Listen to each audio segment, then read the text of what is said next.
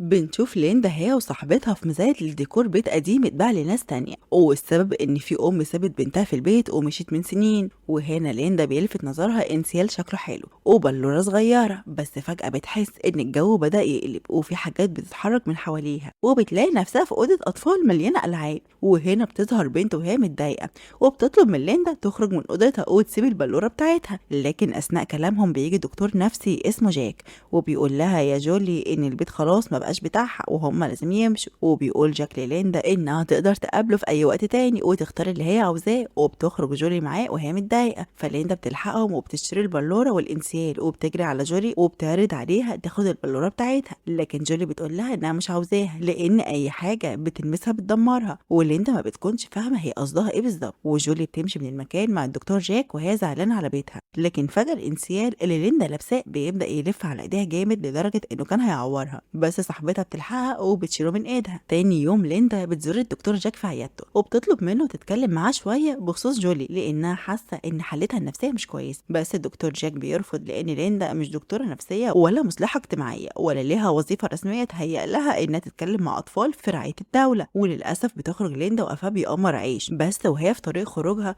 بتشوف جولي وهي قاعده لوحدها وبتتاثر بحالتها وبتحس ان فعلا البنت دي نفسيتها مش كويسه. لكن فجاه البرواز اللي في الممر بيقع من غير ما حد يلمسه، وبتبص ليندا وراها وبتلاقي كل البراويز بتتعوج وكانها بتأمرها بالخروج من المكان. فبتمشي ليندا بسرعه وبترجع على شغلها، وهناك بتقابل صاحبتها والكلب معاها، وبتلاحظ ان الكلب بينبح بشكل مستمر وبتتفاجأ انه نباحه مش من فراغ، ده الكلب بيبقى شايف كلب تاني لكن ميت وعمال يزاوله في الراحه والجايه. وهنا ليندا بتطلب من الكلب الشبح انه يمشي للنور لكنه ما بيسمعش كلامها وبيجري ورا كلب صاحبتها. فبتطلب ليندا من صاحبتها انها تسأل عن واحده اسمها جانيت، ودي بتكون ست هي وجوزها كانوا متبنيين جولي. فبتروح ليندا زياره ليهم وهناك بيعرفوها ان هم اتبنوا جولي من شهور وكانوا بيحبوها، لكن وجودها ما كانش مريح وواجهوا مشاكل كتير بسببها، وانها كانت عندها حاله نفسيه صعبه وكانت بتكسر كل حاجه في البيت بتاعهم. وبعدها هي هربت وقدروا يوصلوا ليها ورجعوها لدار الرعايه، وان البنت دي كان في 3 عائلات تانية اتبنوها وبرضه حصل نفس الكلام معاهم. وبيحكوا لها حكايه جولي واللي تعرضت له، وانها كانت عايشه مع امها وابوها مات قبل ما تتولد، وكانوا بيسافروا كل شويه من مكان لمكان. بعدها استقروا في الحي بتاعهم، وبدون مقدمات ام جولي اخدت البنت لمحطه الباص وسابتها هناك لفتره طويله وما رجعتش تاني. ولحد دلوقتي الام لسه مفقوده، محدش قدر يوصل لمكانها او اي معلومه عنها، لكن الشائعات بتقول انها اكيد هربت لان كان عليها ديون كتير. فبتسالهم ليندا لو كانوا حسوا باي حاجه غريبه بتحصل في بيت ام جولي، لكن الاتنين بيبصوا لبعض وبينكروا ان هم شافوا اي حاجه. فبتخرج ليندا من عندهم وبتروح تقابل كيم وبتاكد له ان في حاجه غريبه في الموضوع وليه علاقه بشبح خفي، وده بسبب اللي بيحصل معاها بقاله فتره من اول الانسيال لحد العيله اللي قابلتها، وانكرت ان في حاجه غريبه بتحصل لجولي، بس الاكيد ان الشبح الخفي ده ممكن يبقى ام جولي او ابوها، وبيحاولوا يتواصلوا معاها علشان يحرروا روحهم. وهم بيتكلموا ليندا بتشوف جولي قدامها فبتجري عليها علشان تتكلم معاها، لكن البنت اول ما بتشوف ليندا بتحاول تهرب منها، بس ليندا بتفضل وراها لحد ما بيخشوا المكان مقفول، وبتطمنها ليندا انها مش عاوزه منها حاجه وهي عارفه ان في حاجه غريبه بتحصل معاها. وهما بيتكلموا بتبدا كل حاجه حواليهم تتحرك، وفي باب بيفضل يدق جامد وكأن حد محبوس وعايز يخرج، وكل حاجه بتطير من حواليهم كأن في روح قويه موجوده عاوزه تأذي الموجودين. فجولي بتطلب من ليندا تمشي بسرعه قبل ما تتأذي لانها ما تعرفش حاجه. وهنا المكان بيهدى للحظه دي، وفجاه في سلم حديد كان هيقع فوق دماغ ليندا، لكن كيم بيلحقها لاخر لحظه. بعدها ليندا بتكلم الدكتور جاك وبيجي علشان ياخد جولي من تاني لدار رعايه لانها طلعت هربانه، وبيعرفها جاك ان هم هينقلوها لمصحه نفسيه للمضطربين نفسيا. وليندا ما بيعجبهاش الوضع ده وبتطلب من كيم ان هم لازم يلحقوا البنت دي ويساعدوها، وبيتفقوا ان هم هيتبنوها سوا علشان يعرفوا ايه بيحصل لها بالظبط. وبرغم ان كيم بيبقى رافض لانها مسؤوليه كبيره عليهم، وبيقول لها انت اكيد حابه تساعديها لانك شايفه نفسك فيها وانها شبه حالتك مع مامتك زمان، بس ليندا بتصمم انها فعلا لازم يساعدوا جولي ودي الطريقه الوحيده اللي هينقذوها بيها. فبيوافق كيم على اقتراحها، وبترجع ليندا على شغلها وبتعرف صاحبتها اللي تم موافقه عليهم كعيله بالتبني لجولي، والفضل الاكبر لكيم جوزها لانه موظف حكومي وخلفيتهم العائليه كويسه. بعدها بيخرجوا سوا يقابلوا دكتور نفسي مشهور معروف بمعالجته للكلاب، وليندا بتسأل وبتسأله عن الكلب الشبح اللي بيظهر لها. بس سؤال غير مباشر إنها دايما بتطلب من الكلب بتاعها يدخل لمكان معين، بس هو مش بيسمع كلامها وبيبقى قصدها على النور اللي بيحرر الأرواح. وقتها الدكتور بيقول لها إنها لازم تكون قوية في طلبها مع الكلب، وهو أكيد هيسمع كلامها. فبتتبع ليندا كلام الدكتور وبتخرج وبتطلب من الكلب الشبح يخرج للنور، وفعلا الكلب بيمشي وبيختفي. بعدها بترجع على بيتها علشان تستقبل جولي، واخيرا بتوصل هي والدكتور جاك وبيعرفها انه هيمر عليهم بعد كام يوم علشان يطمن عليهم. وهنا ليندا بتتعامل مع جولي بكل لطافه وبتاخدها توريها البيت وبتديها البلوره اللي كان نفسها فيها. لكن البنت اول ما بتمسك البلوره بتتوتر جدا وبتطلب من ليندا انها تطلع ترتاح في اوضتها، فبتطلع مع كيم. اما ليندا بتخرج مع دكتور جاك اللي بيعرفها ان الحساب البنكي لام جولي اتوقف، بس ليندا بتتفاجئ ان الكلب الشبح لسه موجود وبيفضل يرخم على الدكتور جاك، فبترمي القلم بتاع جاك بعيد علشان الكلب يبعد عنه. بعدها ليندا بتطلع تطمن على جولي وبتلاقي معاها مجموعه كبيره من البلورات وهي محتفظه بيهم، وبيكون كل واحد من بلد مختلفه لانها عاشت مع امها في كل بلد فيهم. وهما بيتكلموا فجاه نور الاوضه بيبدا يقفل ويفتح، وليندا بتطمنها ان اكيد في عطله الكهرباء. لكن جولي بتقول لها ان اللي هي بتعمله مش هيجيب لها غير الاذى، بس ليندا بتطمنها انها عمرها ما تتخلى عنها. بس وقتها باب الاوضه بيتقفل عليهم والنور بيقطع وبيبدا كل ازاز البيت من حواليهم يتكسر، وجولي بتطلب من ليندا تحميها. اما كيم بيكون تحت وبيسمع الاصوات وبيطلع يجري عليهم وبيحاول يكسر الباب، بس فجاه الباب بيتفتح لوحده والاوضه بتبقى متبهدله، وجولي واقفه في اخر الاوضه منهاره لان الشبح اللي بيطاردها مش عاوز حد يقرب منها ابدا. ولما بتحاول ليندا تطلع لها بتلاقي النجفه كانت هتقع فوق دماغها لولا كيم لحقها في اخر لحظه. تاني يوم ليندا بتروح عند هان وبتعرفه اللي حصل، وانها شاكه ان الشبح ده هو ابو البنت مش امها، لان امها لسه عايشه. بس الغريبه ان الشبح لحد دلوقتي ما ظهرش نفسه ليها. بس هنا هان بيفهمها ان وارد جدا ما يبقاش في شبح من اصله، وان دي مجرد روح شريره جوه البنت بسبب صدمه نفسيه حصلت لها بتخليها تقدر انها تتحكم في كل حاجه حواليها من خلال عقلها.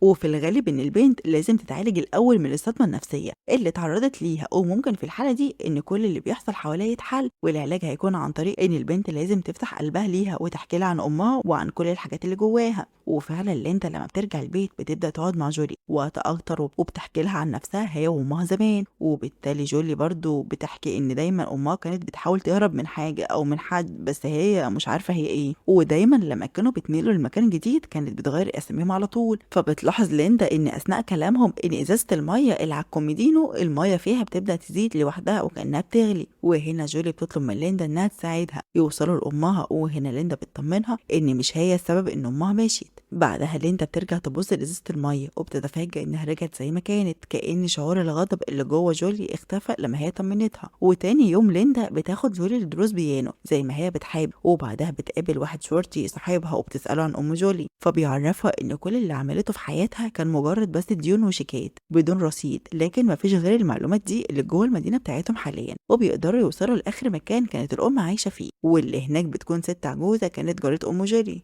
فبتسألها ليندا عن الأم ويا ترى هي اختفت فين، وهنا الست تديها الصدمة إن أم جولي اختفت بعد ما بنتها جولي ماتت في عيد الحب. طبعا بيبقوا مصدومين وبتقول لها إن بنتها ما ماتتش، دي لسه كانت معاها الصبح، لكن الست بتأكد لها إن جولي ميتة وهي اللي دفناها مع أمها وفضلت جنبها وهي بتعمل عملية استئصال للرحم، ومن بعدها الأم دخلت في صدمة بعد ما خسرت جوزها وابنها، وكمان آخر أمل ليها إنها تقدر تخلف ما بقاش موجود، وإنها حاطت اسمها في كل قوائم تبني الأطفال. فبتسألها ليندا لو هي فعلا اتبنت طفل بعد بنتها، فالست بتعرفها ان اكيد لو هي اتبنت حد يبقى بعد ما مشيت من المدينه. فبترجع ليندا على البيت وبتحكي الكيم اللي عرفته، والحقيقه ان ام جولي ما بتبقاش امها الحقيقيه، هي خطفتها ومشيت من المدينه، والسبب انها كانت دايما بتغير اساميهم انها مش عايزه حد يعرف هما مين ولا ان البنت مش بنتها مخطوفه. وفجاه وهما بيتكلموا البيت بيبدا يحصل فيه حاجات غريبه والازاز بيتكسر من تاني، فبيطلعوا يطمنوا على جولي، والاول مره ليندا بتشوف هاله غريبه فوق جسم جولي وهي اللي بتتحكم فيها. وهنا ليندا بتستدعي هان علشان يصورها وهي بتحكي له اللي حصل، وان اول مره تشوف حاجه غريبه زي كده لان هي دايما بتشوف اشباح بس. وبيبقى هان جاب معاه اجهزه متخصصه في كشف الارواح والشياطين بالكاميرات ومسجلات صوتيه، وبيفهمها هان ان اللي شافته مش هاله، لان الهاله دي بتكون طاقه ايجابيه للانسان واكيد دي حاجه ليها علاقه بروح شيطانيه. وهنا السؤال ليه اختفت اول ما ليندا دخلت الأوضة؟ الأوضة، وبيعرفهم هان إن الأجهزة دي هتساعدهم يوصلوا إيه اللي بيحصل بالظبط جوه مخ جولي، ولو فعلا هي طاقة شيطانية هيعالجوها. وبتكون ليندا في الأول خايفة من رد فعل جولي إنها ترفض، لكن بيتفاجئوا إن جولي داخلة عليهم وهي موافقة طالما اللي هيعملوه ده هيريحها من العذاب اللي هي عايشة فيه. وفعلا بيبدأوا ينفذوا عليها الخطة، وبتبدأ ليندا تسألها اللي بيحصل معاها ده بدأ من امتى، فبتعرفها جولي ان من شهرين تقريبا كل الحاجات دي بدأت تحصل معاها في اول بتتبناها، وخصوصا لما حد بيبدأ يهتم بيها الامور دي كلها بتحصل. وفجأة بتظهر ام جولي في الاجهزة الاستشعارية،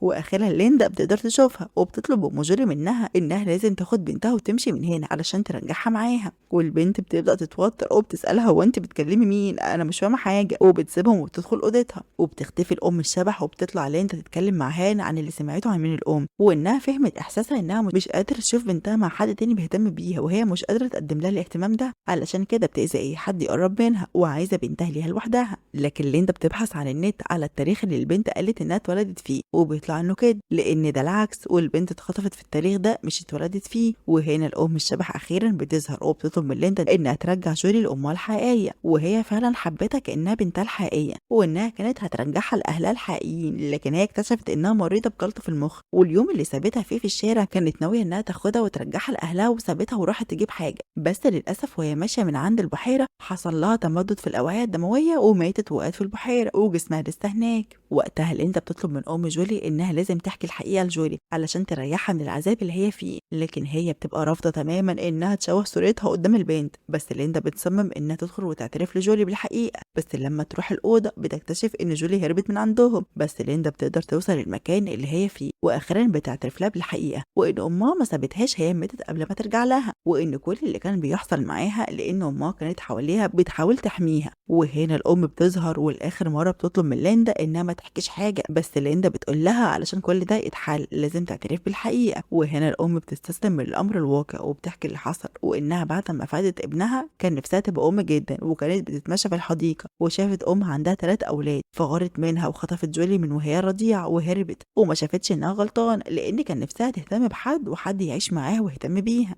بس جزاها هي اخدته من المرض وماتت بسبب اللي عملته. وكان عندها امنيه اخيره قبل ما تموت لازم تنفذها علشان روحها تتحرر. تاني يوم ليندا بتروح لمدرسه البيانو اللي جولي بتدرس معاها، وبنعرف ان هي دي تبقى ام جولي الحقيقيه، لان من 13 سنه بنتها اختفت، والشرطه كانت فاقده الامل ان هم يلاقوها. واخيرا جولي تتقابل مع امها بعد كل السنين دي، والاتنين بيبقوا مصدومين انه طول الوقت كانوا عايشين سوا وبيدرسوا سوا وما كانوش عارفين ان هم اقرب اتنين لبعض. اما بالنسبه للام الشبح فاخيرا النور ظهر لها، وشافت بنتها وابنها اللي ماتوا، وقدرت روحها تتحرر وتتجمع معاهم. ولحد هنا بتخلص الحلقه.